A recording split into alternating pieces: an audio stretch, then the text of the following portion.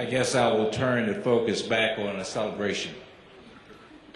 And this is a celebration for me to be able to give this distinguished Nathan Ramanavici Memorial Lectureship. I'm particularly pleased because I see in the audience, I want to first thank Ruben for a wonderful introduction. It was almost embarrassing, but it was the most comprehensive that I've had, and thank you. I also want to recognize Mrs. Ramanavici because she's 95 years young, and she's here in the audience. I did not expect to see her, and so I want to give her a round of applause. I want to obviously recognize President of Al-Fisi, President of the Israeli Surgical Association. I want to recognize the Chairman Kopelman. This is a hard program to put together, and so I always like to recognize the chairperson. This is very special for me, and let me tell you why. The nation of Israel was started the same year that I was born. And so this is a special time for me to be here. In fact, yesterday was my 60th birthday, and I celebrated it in Israel. And so let me start. I guess I have a lot to do to make up the time. I'm not sure about the time constraints, but let me start. Again, obviously, his son has recognized Nathan Ramanavici, who has been desperate. I will give 4 descriptions. Speaking of consummate, the consummate surgeon, the consummate researcher, educator and mentor, well documented by obviously the previous slides, but I do want to recognize him again for his contributions. You know, at the end of the day, he helped advance international surgery. Now let's get to my talk. If you go back by historical standards, Israel is a relatively young country, but America is too, if you look at European countries. And so by historical standards, while we're young, we're considered to be the wealthiest nation of all time, even if you compare us to the Roman Empire or the British Empire. We're supposed to have the greatest military strength of all time. The most advanced technology, although I must admit, Israel certainly rivals us a lot with innovations and technology. We're supposed to have the most comprehensive research and funding. I did not know this, but apparently we have the most Nobel laureates. And until the 8-hour work week, we had the best graduate medical education, but I'm not sure about it now. But the health care has been in question in our country, and I'll talk about global in a minute. For the wealthiest nation of all time, we have 1/3 of our population either uninsured or underinsured. The last ranking I saw of America, we're ranked number 38 as far as health stats. So obviously we're not getting our money's worth. And talking about global trends, and this is a conference on technology. If you look at all of the technology, obviously in Israel and other countries, but I can only speak for America, number 1, and I know this is a busy slide, number 1 is the best ranking, the highest ranking. Number 6 is the lowest. You see a lot of 6s behind, under the United States. Unlike UK, United Kingdom, unlike New Zealand, Germany, Canada, Australia. And most of that is because we don't have, yes, we have the best healthcare system for maybe a small group of people, but not for the entire population. That's where we fall short. Equity. In fact, the Institute of Medicine recently highlighted their 6 aims of care, which I'm sure you have the same sort of template in Israel. It has to be safe, it has to be effective, it has to be patient-centered, timely, efficient, but it also has to be equitable. And that's where we have problems. In fact, in my presidential address a few months ago for the American College of Surgeons, I said, you know, we can talk quality, but there is no quality in aggregate if you don't have access. And so what I'd like to focus my few moments, because I don't want to take from my colleague, and I know we're way over time, I want to talk about international surgery and the global trends and challenges, but let me first highlight the challenges. And some of these challenges might not be the case here, But if you go many places, there's still challenges with the uninsured. The technological revolution, while it is important, it is expensive. While it is important, it is sometimes not evidence-based. And so we have to be able to put it in the right context, this technological revolution. The aging pop, which is great. It's great to be, I hope I can live as long as, obviously, Ms. Rabinovici, because 95 years, I'm not sure I'll see it. But we're living a longer period of time. What does that mean? As you know, it takes 2 to 3 times the time and effort for a general surgeon to take care of somebody who's elderly. So that's going to put a strain. Decline in reimbursements, workforce shortages, particularly in our country. All the things you see on, so those are the challenges. Let's start with the workforce. Because as I've often said, you're going to always have an access problem if you don't have an adequate workforce. And that's the case in the United States and some other places, obviously. In the United States, we have 21 specialty groups that have reported shortages. And there are many more. But the ones that have officially reported shortages you see on this slide. And that's why we get in trouble as far as access. And our pipeline, we finish about the same number of people coming out of medical school. We don't have that many. It's a steady state for allopathic. And even if you add the osteopathic, which adds another couple of thousand, we have been undersupplying our workforce in medicine. In fact, this is true. You have few new medical schools, although they want more, but it's very expensive. And in our economy now, it's tough to have a medical school created. Doctors are older than 55, and a lot of doctors are retiring early. Medical students are women, which is fine, but we have done such a poor job in surgery of recruiting women. You can imagine it's going to hurt our workforce. And again, as I highlighted before, you have a large segment that are elderly. I guess you say, how do I define elderly? Anything that's older than me is elderly. Also, as far as international, we have, as you can see here, in the United States, we have 185,000 plus foreign graduate doctors. Now, I have to tell you, there's always been a debate, particularly now when we don't have enough money for positions. People have talked about putting firewalls up, not letting international physicians and surgeons come to the United States. That would be a major mistake. Because just doing the numbers, remember now, we need 22,000 doctors and surgeons on the ground each year. We need 22,000 infused in our, obviously, medical community. We only finish about 16,000 to 17,000. We have 23,000 plus residency physicians. If we did not have this, if we did not have 7,000 graduates coming from international communities, our workforce shortage would be even worse. And often we get the best and brightest. And so when people talk about putting a firewall up, with having international physician surgeons coming, they obviously don't know the numbers. This is what we see now. This is Joe Fisher, who wrote a very good article in JAMA on the decline of general surgeons, but most of you are general surgeons in the audience. And this is in the United States. And now we're beginning to obviously grapple with that. Because as I said, if you don't have a general surgeon, you don't have somebody who can give you emergency care when you have a perforated diverticulum 2 in the morning, or 3 in the morning. Plus it takes 15 years. It takes 15 years to train somebody to be a surgeon, boots on the ground. If you describe that as a surgeon, it takes 15 years. So you can imagine how far behind we are.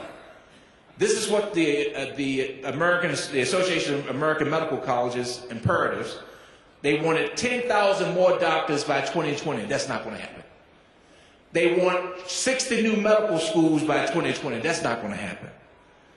And they want a 20% increase, and that's happening. A lot of medical schools are expanding their population of students.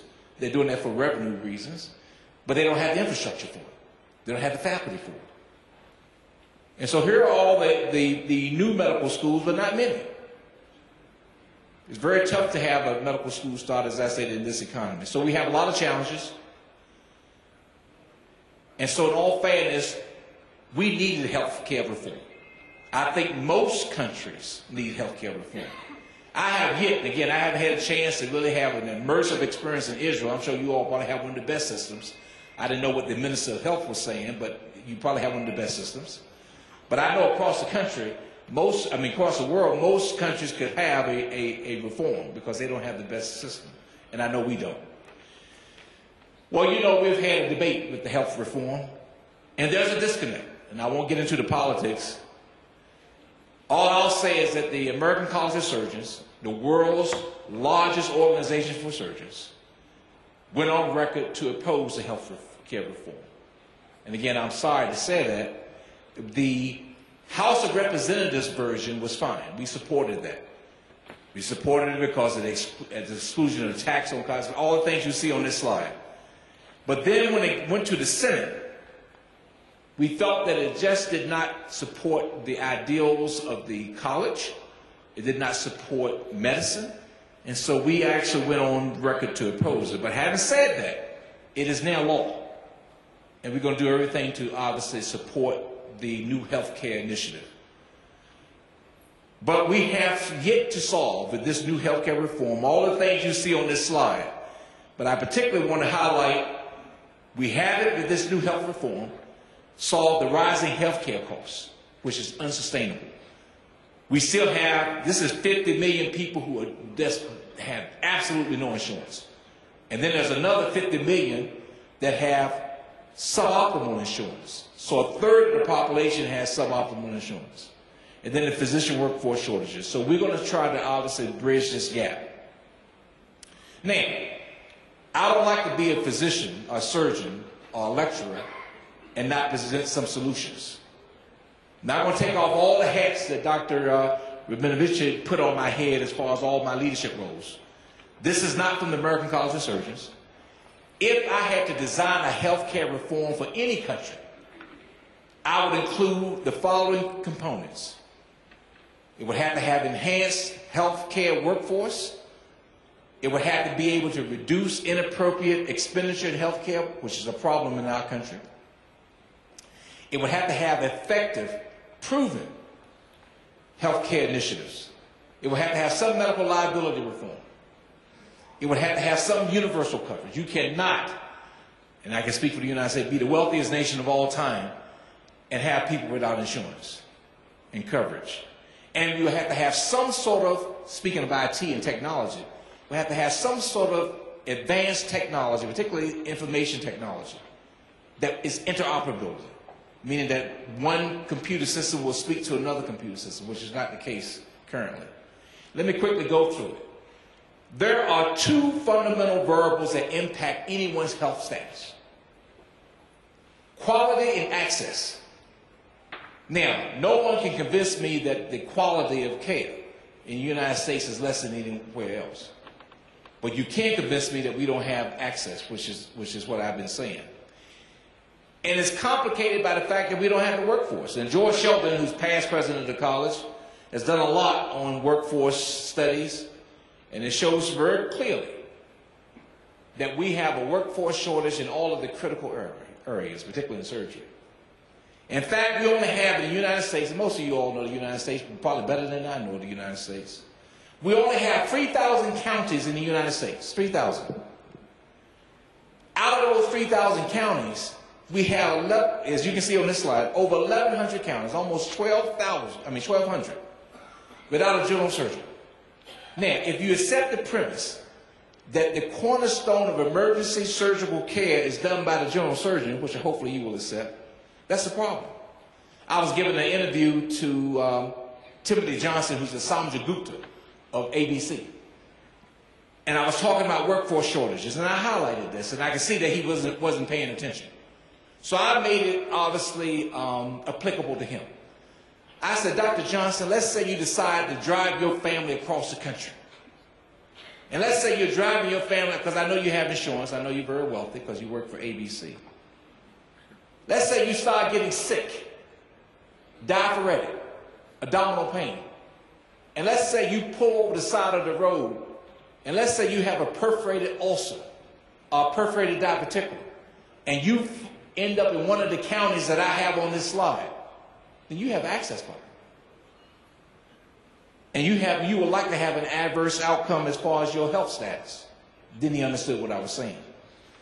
So this is a major problem. Obviously, when you lose a general surgeon in our country from a rural area, it is very likely that that rural hospital, community hospital, will close. And then the community hospital closes, it impacts the whole economy. Well, I had a chance to speak to, you had the Minister of Health here. I had a chance to speak to our Minister of Health, who is obviously Ms. Sebelius of the Health and Human Services, the Secretary. And she said, what can we do? I said, we have to have centers. You have to have centers for people to pursue these sort of specialties. That includes loan forgiveness. That includes decreasing insurance premiums, all those sort of things. Now, let's talk about this, because this is a major problem. And I'm just trying to speed it up a little bit so we can catch up with time. This is our trajectory. We're spending, this is our trend as far as healthcare expenditures. This is unsustainable. Right now, we're spending over 20 to 25% of the gross national product. Because if you look at it, and here's per capita if you want to see that, but still this is an unsustainable trend of how much money we're spending in healthcare. And see, what people don't realize, market forces do not affect healthcare expenditures, unlike any other business. That's what we were relying on, but that's not going to help.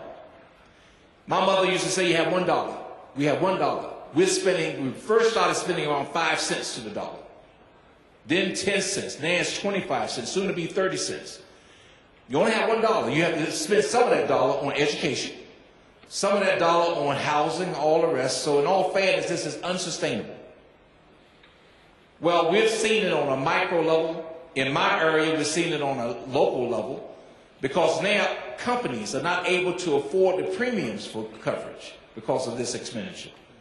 In fact, in my city, the Ford plant, I'm the Henry Ford Professor of Surgery. The Ford plant has always had was a major fixture in our city. They had to close because they couldn't afford the premiums for their employees. Now let's talk about proven effective health care. These are the trends, as I said, if you want to have a health reform in any country, I feel you have to have these components. Now, this is what I mean by proven. We have in the United States so much technology. It's almost like a medical arms race.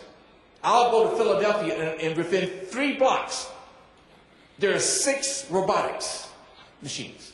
Within 3 blocks or 4 blocks, there are 2 major liver transplant programs. Now, we can't afford that. And unlike any other industry, there is the technology, I mentioned this at dinner last night. Think about it. Technology, when it becomes more advanced, it becomes less expensive. Think about the computers. When it becomes more advanced, now you can get a computer at Walmart, not that I buy mine from Walmart, for $200. When I purchased my first computer, it cost $3,000. Only in medicine does more advanced technology mean it's more expensive. Now, I don't understand that. No other industry do you have that. Plus, in our country, I can't speak for Israel, and I can't speak for any other country. I can't speak for Canada. We waste $1 out of 3 on too many unproven procedures, overpriced drugs and devices, and don't say anything about administrative costs. Now, I'll tell you right now, hopefully this is taped. Hopefully you'll send it to my hospital. My CEO of a 5-hospital consortium, 5-hospital consortium. We're not talking General Motors. We're talking about 5 hospitals in Norfolk, Virginia. We're not talking about New York City. He makes $6.5 million a year. That's the administrative cost that we have to address. And I don't even have to say anything about this slide. Look at the amount of money we spend on CAT scans. I had a patient the other day, I was on call, came in, a young man, looked just like you, Reuben. He came in, he was diabetic, he had a white count of 15,000, he had right lower quadrant tenderness, perineal signs, and they still got a CAT scan. And plus, this is the most embarrassing for me.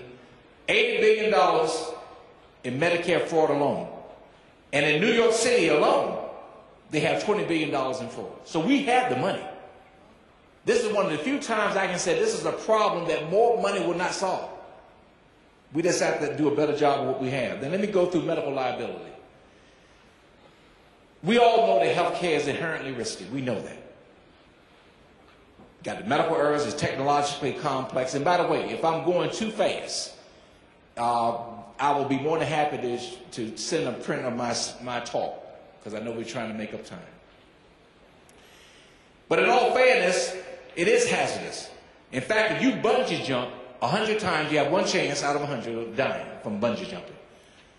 Mountain climbing, if you mountain climb enough, 300 times, by statistics, 1 in 300 chance of having a fatality.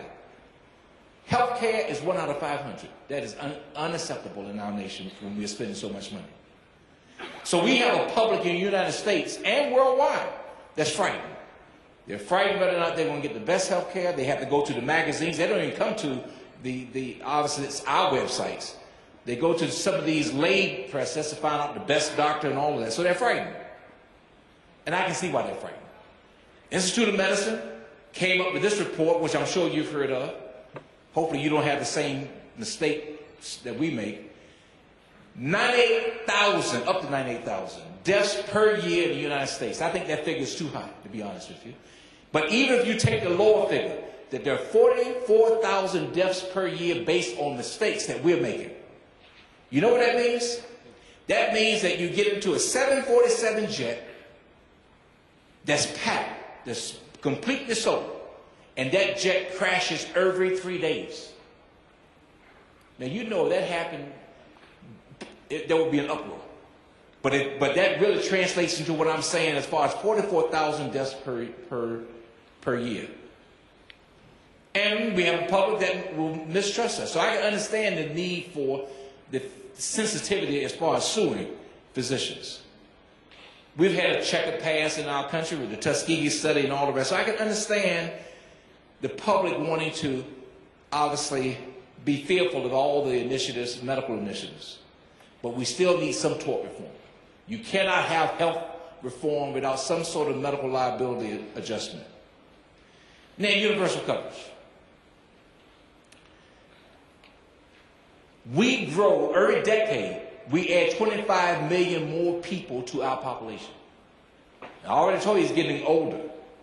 There's no way that will not obviously hamper our medical system. Because if you talk about the best healthcare system, you really want a bell-shaped curve, as you see here. We don't have a bell-shaped curve in the United States. It's skewed to the right. There are a certain percentage of people that are well insured and will get the best care. Most of you all in this room will get the best care because you're physicians, you have contacts and networks. But that's not the case across the board.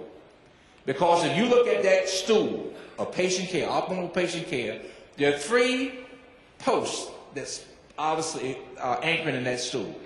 Quality, safety, and the access part is broken. In fact, the reason why I always follow the unemployment, I was in Las Vegas a few weeks ago, they have 15% unemployment. For every percent increase, you can add another 1 million people to your uninsured list. Now let me finish with this, because I'm trying to make up time. I'll give my full talk when I come back again. Interoperability of electronic medical record. This I'm the most embarrassed about. Because if you look at the major factors influencing healthcare, expanding knowledge base, information technology, and all of that, information technology is what we have done the least with. Last century in our country, and I think across the world, scientific knowledge doubled each decade. They're saying now that in this century it will triple each decade. Even the bright minds I see in this room will not be able to receive and process that sort of information without some IT system. And everybody talks about Six Sigma. Everybody's saying Six Sigma. Let me tell you what Six Sigma means. Six Sigma means that you have 1 million transactions and you can't make more than 4 mistakes. Now, FedEx can do it. UPS can do it. In fact, FedEx, I sent a package And I had no problem with their package being sent because they make less than 3 mistakes out of 1 million transactions.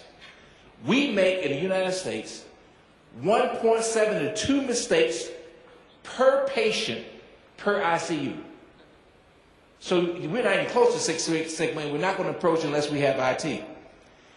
These are all the things that information technology can do. And I particularly want you to look at the last 2. It can give you, obviously, quality improvement and efficiency and cost savings. This is a tough slide. For those who can't see it, you have Sweden, who has, this is utilization, that's the electronic medical record. That's just one component of IT. And you're talking about they have about a 90% utilization, Netherlands about a 95%, and here's where we are.